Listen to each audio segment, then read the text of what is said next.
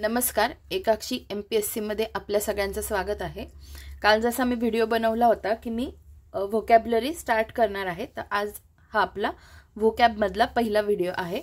मी reference म्हणून respected MJ Shaikh सरांचं पुस्तक वापरत आहे। ठीक आहे, तर मग आपण स्टार्ट करूया। तर मग आज मी काय घेणार आहे, आजचा पहिलाच दिवस आहे, पहिलाच व्हिडिओ आहे। मी 10 शब्द तयार केलेले आहेत, म्हणजे काय स्टार्ट केले ते मी सांगते। मग हळूहळू आपण आपल्या व्हिडिओची पण लेंथ वाढवूया। तर आपण काय बघतोय आधी तर बघून घ्या।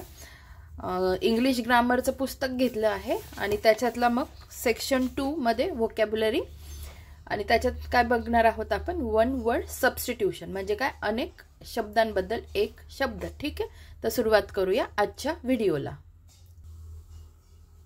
दिसते तुम्हाला व्यवस्थित? ठीक आहे, सुरुवात करूया। काय आहे, वन वर्ड सबस्टिट्यूशन आजचा चॅप्टर। त्याच्यात पहिलं अल्फाबेट आहे आपलं ए। तर ए वरचे बरेच शब्द आहेत, ते आपण घेऊया। आजचा पहिला शब्द आहे, आज आपण 10 शब्द बघणार आहोत। तर आजचा पहिला शब्द आहे, आता एक गोष्ट ही लक्षात ठेवा की वरवर कोणताही अभ्यास करू नका। आता हे शिकताना उच्चार शिकायचे। एखादा शब्द घेतला त्याचा उच्चार पण आपल्याला नीट माहिती पाहिजे, प्लस त्याचं स्पेलिंग माहिती पाहिजे। पुन्हा त्याचं जे इंग्लिशमध्ये मीनिंग दिले त्याच्यातही बरेच शब्द येतात, त्याच्याने अजून आपल्या व्होकॅबमध्ये वृद्धी होते। बरोबर, तुम्हाला कळेल मी काय म्हणते। हा पहिला दिवस आहे म्हणून मी थोडं जास्त सांगते, त्याच्यानंतर पुन्हा असं काही मी सांगत जाणार नाही। ठीक आहे, तर मग जी माहिती दिलेली असते त्या शब्दाची, त्याच्यातही अनेक शब्द येतात, ते नवीन असतात आपल्यासाठी, ते पण बघून घ्यायचे आणि त्याचा मराठीतला अर्थ आपण लक्षात ठेवायचा। तर बघा, आजचा पहिला शब्द आहे atheism. Atheism, the belief that God does not exist. ठीक आहे, एथिझम एथिझमचा अर्थ काय होतो, the belief that God does not exist. त्याचा मराठीत अर्थ काय, नास्तिकता। The belief that God does not exist म्हणजे काय, असा विश्वास की देवाचं अस्तित्व नाहीये, देव अस्तित्वात नाहीये। बरोबर, एथिझमचा अर्थ नीट लक्षात ठेवा। पुढचा शब्द बघा, एथिस्ट। मी इथे मराठीत पण उच्चार लिहून ठेवलेत, जिथे आपल्याला कन्फ्युजन होऊ शकतं तिथे मी मुद्दामून लिहिले, जे तुम्हाला पण दिसता आहेत। एथिस्ट, स्पेलिंग बघत जा, पाठ करत जा। Atheist, one who does not believe in the existence of God. ठीक आहे, नास्तिक किंवा देवाच्या अस्तित्वावर विश्वास नसलेला। पुढे बघा, annual, that which happens once in a year म्हणजे वार्षिक, म्हणजे एका वर्षात घडून आलेली गोष्ट किंवा एका वर्षात घडून येणारा। That which happens once in a year म्हणजे वर्षातून एकदा घडून येणारी गोष्ट। नंतर बघा, anthology. Anthology, collection of poems, prose and verse म्हणजे काय, कविता संग्रह। आता बघा, इथे 2 शब्द नवीन आहेत आपल्यासाठी। प्रोज ज्यांना माहिती असतील चांगली गोष्ट आहे, पण ज्यांना नाही माहिती त्यांनी लक्ष द्या। प्रोज म्हणजे गद्य आणि वर्स म्हणजे काव्य पद। ठीक आहे, anthology, collection of poems, prose and verse, नीट लक्ष द्या, प्रोज अँड वर्स। पुढे ॲब्डिकेशन। ॲब्डिकेशन म्हणजे काय, voluntary giving up of throne in favour of someone. ठीक आहे, व्हॉलंटरी म्हणजे काय, ऐच्छिकरित्या, स्वतःहून। Voluntary giving up of throne म्हणजे काय, सिंहासन, माहिती असेल तुम्हाला। इन फेवर ऑफ समवन, ठीक आहे, म्हणजे काय की स्वतःहून आपल्या पदाचा त्याग करणे। ठीक आहे, पदत्याग।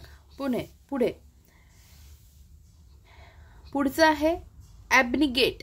ॲब्निगेट, रिनाउन्स और रिजेक्ट समथिंग डिझायर और व्हॅल्युएबल।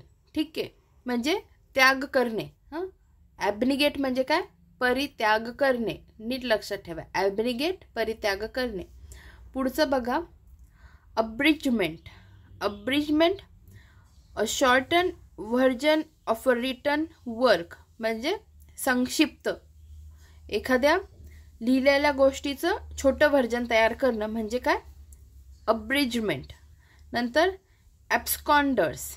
ॲब्स्कॉन्डर्स अ फ्युगिटिव्ह, किंवा मी उच्चार बघितला म्हणजे बघते तर त्याच्यात फ्युजिटिव्ह असं म्हणतात. ठीक आहे. A fugitive who runs away and hides to avoid arrest oblique prosecution. ठीक आहे.